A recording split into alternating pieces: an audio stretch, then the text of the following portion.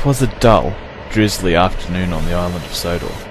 At Croven's gate, Jeff the works diesel was just shunting some trucks. Hi there, can I ask you something? Sure, Jeff. What's up? Is it just me, or does Duncan seem rather down today? It's not you, Jeff. He got some bad news this morning.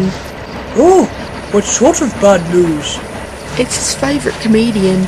He passed away. Do not give me that! Ivo, Hugh and Jeff looked over, startled. Duncan was steaming into the shed, having just completed a goods run. What? The softy sad-sap way of putting it. He wouldn't have wanted to be talked about like that. He didn't pass away. He died. That's what happened. Well, Hold on, who's he? That comedian chap Ivo mentioned. Aye, his name was George Carlin. He had some heart problems last year and... I'm sorry. For what? It's not your fault he died. Silence fell, for a moment. Then Jeff frowned. How did you come to know this George Carlin, Duncan? Did he visit here? It's a bit of a tale. Jeff glanced down the line. I've got a bit of time. I need to wait for Tornado to come through with the express. Aye, well, it all started a few years ago. The little engine paused for a moment, and thought back quite a few years. It had been a fine day in the spring of 1998, although you wouldn't have thought it had you listened to Duncan. He had been hard at work all day, and was in a hurry to get back to his shed and have a rest. At the end of his return run, as he joined the other engines in the shed, some workmen were having a rest of their own nearby. They'd hooked up a television, and were watching a stand-up comedian doing his routine. Duncan's driver chuckled as he recognised the performer. Get a load of this, Duncan. Get a lot of what now? Have I not heard enough already today? Just listen. Sooner or later, now and then, once in a while, from time to time. In a little while. It'll just be a little while. Isn't that wonderful? I love it. It sounds so benign. Just a little while. You can wait a little while. It'll only be a little while longer. Just a little while. It's so different from a short time. Sounds almost terminal, doesn't it? You only have a short time. Whereas you have a little while. Well, I'd rather have a little while than a short time. Duncan found himself oddly enthralled by the man. Who is that? Oh, ask George Carlin. He's a comedian from the United States. Oh, I don't see what's so funny about him. I can only stand him so long, you know. You may not hear it from him now, but that man has the dirtiest mouth on the telly. So much so that he was arrested for it. Even when he isn't cursing, he seems to be constantly complaining. It's almost like that's all he would ever do. Shameful. Oh, lighten up, you two. He's alright. I wonder why there's no blue food. Where the hell is the blue food? See, that man is hopeless. Oh, for the love of... Don't say blueberries, you know they're purple.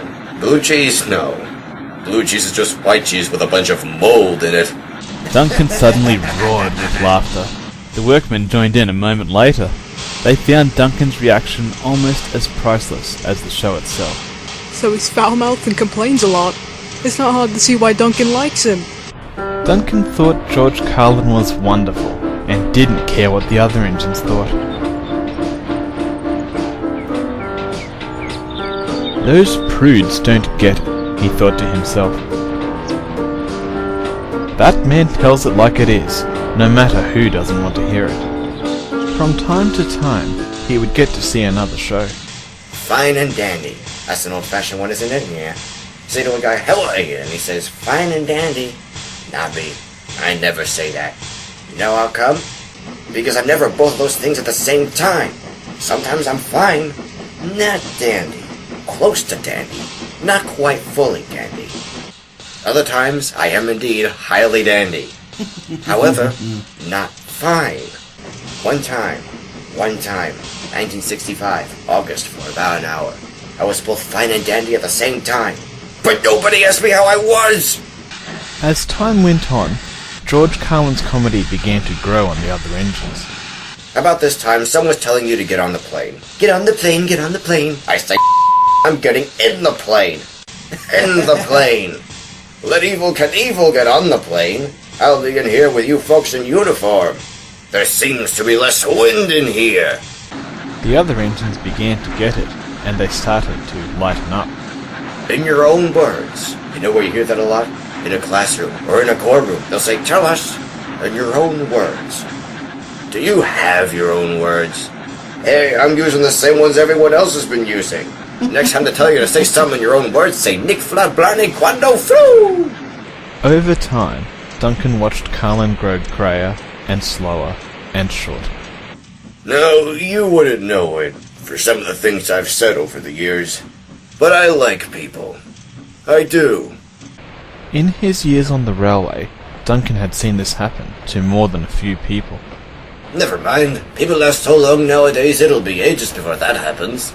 Duncan said to himself. But he was only half right. Soon, a new millennium dawned, and Duncan was working just as hard as ever. Most of the world had abandoned steam railways, but the engines of Sodor were determined to prove their worth, until the end of time, if they had to. One morning in 2009, Duncan and Renaeus had been waiting outside the sheds for their drivers. I hear Miss Hunt's doing well as a new Fat Controller. Yes, James was saying they're rather pleased. You mean they're relieved? That Norman Spencer sounded like a Nasty piece of work? pig-headed idiot. He wasn't a piece of work, he was a man. Nasty piece of work can mean anything. Renaeus chuckled.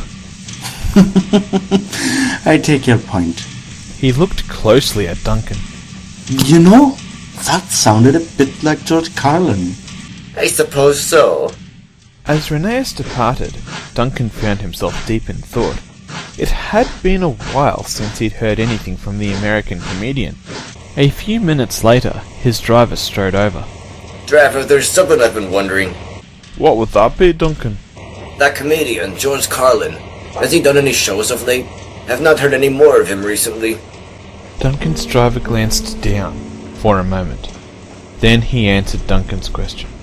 The little engine's face fell as his driver finished. That was this morning. I understand. At that moment, a whistle sounded out, and Tornado steamed into Crovan's Gate with the express. Once he'd departed, Jeff glanced back. Looks like my line's clear. Thank you for telling me your story, Duncan. With that, Jeff departed.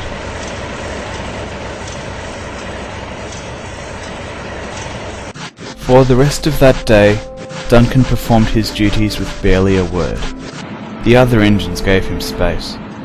Although they didn't fully understand what Duncan had seen in George Carlin, they knew that he had meant a lot to their friend. When it was time to turn in for the evening, Duncan was still glum.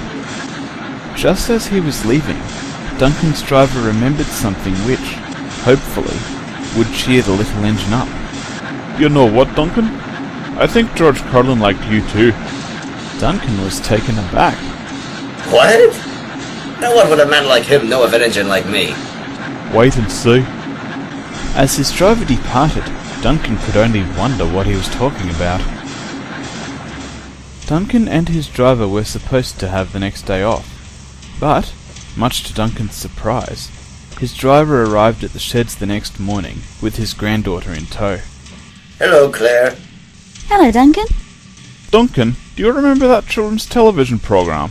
The one based on the stories the thin clergyman wrote about your engines? You mean the kids' show with the wee models of us? Sure. I've never really cared much for it myself. I didn't know why they made me orange and ugly, or why they named the whole thing after that Thomas. That just makes him sound so much more important than the rest of us. You'd think he was the king of the railway from the sound of that. Well, Claire loves it, but never mind that. Tell me, Duncan, have you ever heard it with the American narration? American narration? I didn't know there was one. Claire giggled with excitement and hopped up onto Duncan's footplate. She opened up the laptop and brought up one of the older episodes with the American narration. As the episode began, Duncan heard a familiar voice. Skarloey had been sent to the works to be mended. He felt much better. Rusty the Diesel was helping him off his rail car. That's him! This made Duncan's day. Now, Duncan wanted to see all the episodes George Carlin had narrated. He had a new appreciation for the show, and liked seeing the models. He enjoyed hearing the voices George gave them, even him. One morning, about a week later, the Thin Controller came to see Duncan.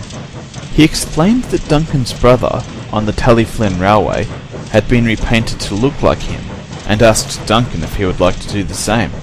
After a few moments' consideration, Duncan made an alternate suggestion. Well, I suppose we could do that, if that's what you want. Thank you, sir.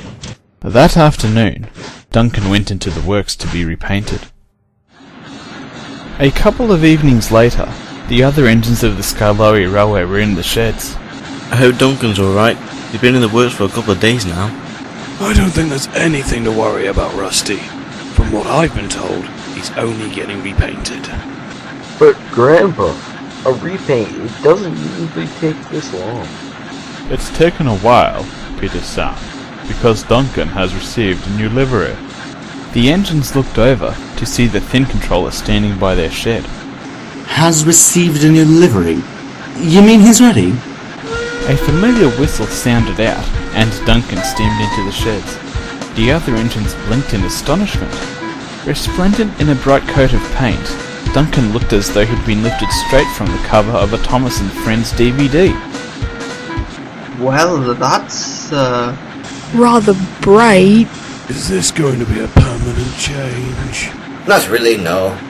Duncan will just be wearing this paint for a short time. Duncan glanced over at the Thin Controller. Actually, sir, I'd like to think I'll be wearing this for a little while. The Thin Controller frowned for a moment. Then, he remembered what had inspired Duncan's new livery. Ah yes, for a little while, then. It took the other engines a couple of days to get used to Duncan's new livery, but they understood why he'd picked it. That was something they couldn't argue with.